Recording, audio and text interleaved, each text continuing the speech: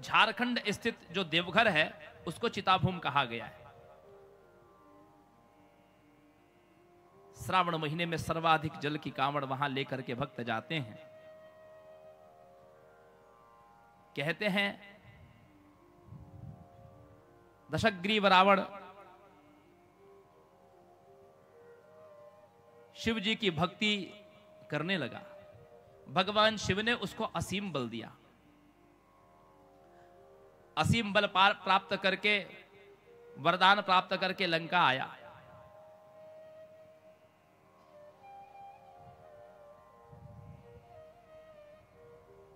एक दिन उसके मन में विचार हुआ कि बार बार मैं कैलाश जाता हूं,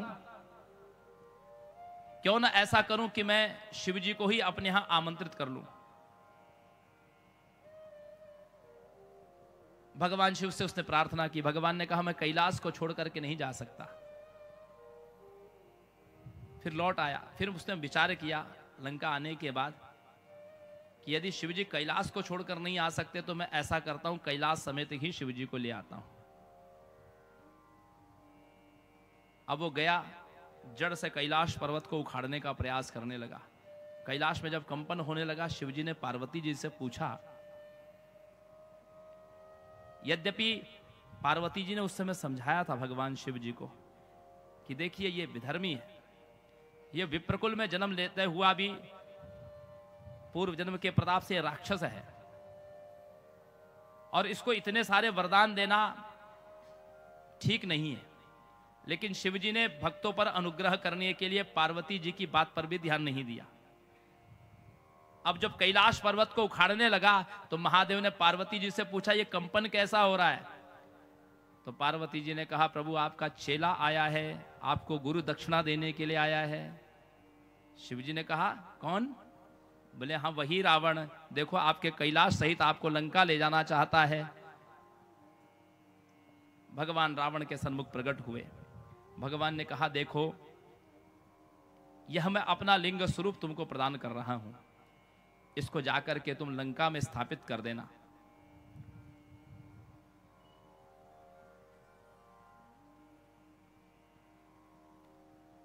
शतरुद्रीय मंत्रों से जो लिंग की स्थापना होती है, जैसे एक जनरेटर से, ऊर्जा के मूल स्रोत से हजारों हजारों लाइटें जलती हैं, उसी प्रकार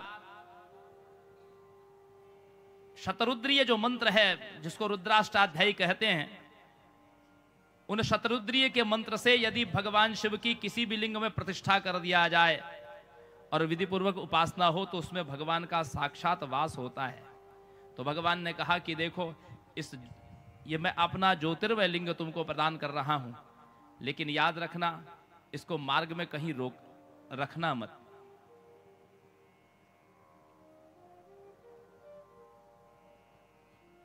रावण चला।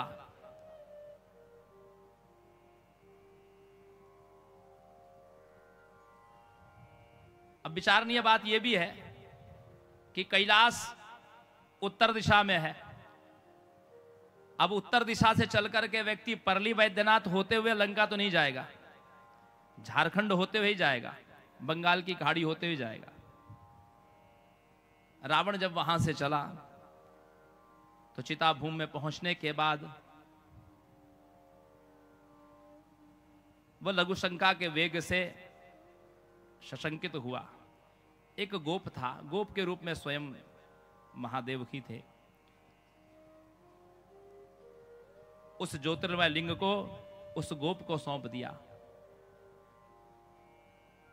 अब बस जैसे ही रावण अपने उस वेग को शांत करने के लिए गया, उस गोप ने उस शिवलिंग को वहीं पर स्थापित कर दिया। रावण जब आया, बार बार उस ज्योतिर्लिंग को उठाने का प्रयास करने लगा, लेकिन वो हिला भी नहीं। क्रोध में आकर के अपने अंगूठे से उसने और दबा दिया। आप यदि वैद्यनाथ लिंग का, ज्योतिर्लिंग का दर्शन करेंगे तो भूमि से समांतर है। कहते रावण ने क्रोध में आकर के उसको दबा दिया।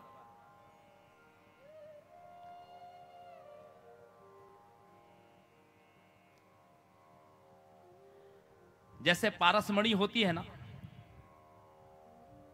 जैसे चिंतामणि होती है, जैसे स्मैंतक मणि होती है, वैसे ही एक सूर्यमणि भी होती है जिसका कोई मोल नहीं। और सज्जनों माताओं, यदि आप वैद्यनाथ भगवान का दर्शन करने जाएं तो भगवान के शिवालय के गर्भगृह में ऊपर में वो सूर्यमणि है जिसका कोई मोल नहीं है, और उस स्थान को कपड़े से गर्भगृह में ढांक रखा गया है। वो सूर्यमणि का प्रतिबिंब, सूर्यमणि से किसी काल में एक अमृत की बूंद टपकती है और वो ठीक उन वैद्यनाथ लिंग के ऊपर ही गिरती है। भगवती सती का जो अंग गिरे, आभूषण गिरे, जहां पर शक्ति पीठों का निर्माण हुआ, उसी स्थान पर, जिस स्थान पर यह ज्योतिर्लिंग है वैद्यनाथ का, वहीं पर भगवती का, सती का हृदय गिरा है। तो वो ज्योतिर्लिंग केवल ज्योतिर्लिंग ही नहीं है, वो शक्ति पीठ भी है। उसी स्थान पर, कोई अन्यत्र अलग स्थान नहीं है, उसी स्थान पर ही भगवती का हृदय भी गिरा है। प्रेम से कहिए वैद्यनाथ महादेव की जय।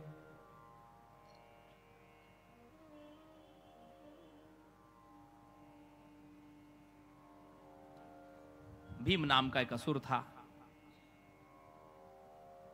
उसने अपनी माता से पूछा कि मेरे पिता कौन है।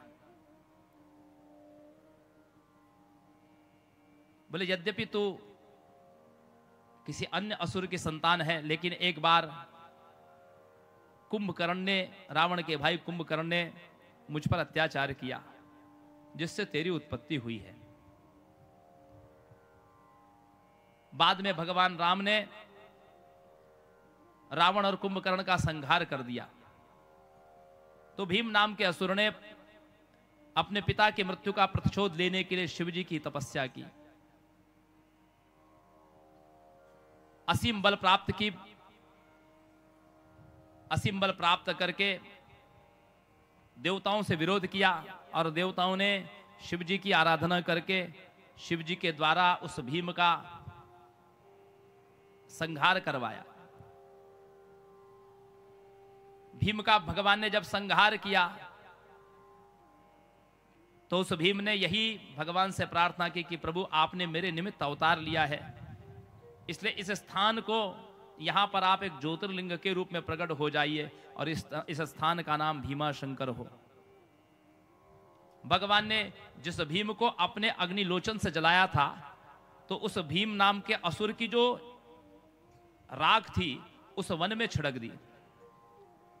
कहते आज भी भीमाशंकर के जंगलों में जो क्षार राशि है, जिससे अनेक प्रकार की वनस्पतियां उत्पन्न हुई हैं, उस भीमाशंकर के मार्ग में जो औषधियां हैं, जिसको बड़े बड़े तांत्रिक लोग उस औषधियों को ढूंढते रहते हैं, उसमें कुछ ऐसी भी औषधियां हैं, शिव पुराण कह रहा है कि जिन औषधियों को कंठ में धारण करने के बाद व्यक्ति अंतर्ध्यान भी हो सकता है, ऐसी भी औषधि स्पष्ट रूप से शिव पुराण में लिखा है। दारुका नाम की एक राक्षसी को भगवान ने, पार्वती जी ने एक वन निवास दिया था। वहां पर कोई भक्त लोग जाते तो राक्षस कुल के लोग उनका संहार करते। सबने शिवजी का आराधन किया। शिवजी उस दारुका के परिवार को मारने के लिए तत्पर हुए, अवतरित हुए।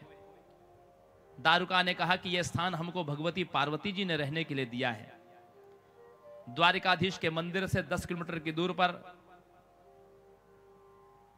नागेश्वरम ज्योतिर्लिंग है। यह वही दारुका वन है। उस वन का नाम उस दारुका नाम की राक्षसी के नाम से ही विख्यात है, दारुका वन। चूंकि पार्वती जी ने वो स्थान उस राक्षसी को रहने के लिए दिया था, तो शिव जी ने अनुग्रह करके उन मनुष्यों से कहा कि अब तुम इन स्थान को छोड़ के चले जाओ, ये स्थान अब दारुका नाम की, क्योंकि मैं पार्वती जी का विरोध नहीं कर सकता। और शिव जी वहीं पर नागेश्वरम के नाम से सुविख्यात हुए। बोलिए नागेश्वर महादेव की जय। सृष्टि की उत्पत्ति के समय भगवान शिवजी ने ईश्वर रूप धारण किया और अपने श्रीअंग में से शक्ति को प्रकट किया। उनके साथ विहार करने के लिए भगवान ने एक पंचक्रोशी भूमि का निर्माण किया, जिसको हम काशी कहते हैं। और फिर भगवान उन्हीं ईश्वर ने अपने श्रीअंग में से जगत का भार ढोने के लिए महाविष्णु को प्रकट किया। महाविष्णु ने उसी काशी में रहते हुए शिव जी के निमित्त दर्शनार्थ तपस्या की। यद्यपि उनको उस जगदीश्वर का दर्शन नहीं हुआ महाविष्णु को, और जो श्रम हुआ उस श्रम रूपी जल से वह काशी नगरी उस जल राशि में बहने लगी। भगवान शिव ने उसको अपने त्रिशूल पर धारण किया। भगवान विष्णु के कानों की जो मणि गिरी, उसी से वहां पर मणिकर्णिका नाम का स्थान प्रकट हुआ। शिव जी का एक रुद्र रूप है जिसको हम अविमुक्त कहते हैं। उस अविमुक्त ने भगवान की आराधना की रुद्र रूप से, तो ये क्षेत्र अविमुक्त क्षेत्र कहलाया। शिव जी और शक्ति के विहार का वह स्थल है, इसलिए उसको आनंद कानन भी कहते हैं, आनंदवन। और उस काशी का दूसरा नाम है अविमुक्त। भगवान विष्णु की प्रार्थना से सबसे पहले भगवान ने उस ज्योतिर्मय लिंग का दर्शन किया और सबसे पहले पूजा की इस जगत में। इसीलिए ये विश्वनाथ कहलाए। ज्योतिर्लिंगों की संज्ञा में विश्वनाथ को आदिलिंग भी बताया जाता है। वन गमन के समय भगवान राम जी का एक नियम था कि वो प्रतिदिन शिव जी की पूजा किया करते थे। बिना शिव जी की पूजा किए वे पानी भी नहीं पीते। शिव पुराण कहता है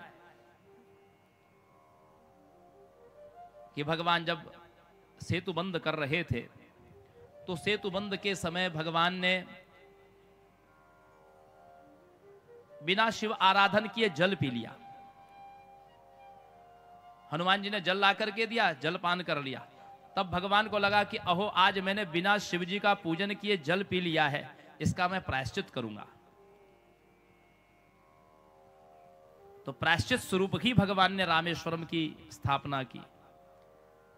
कैसी स्थापना की?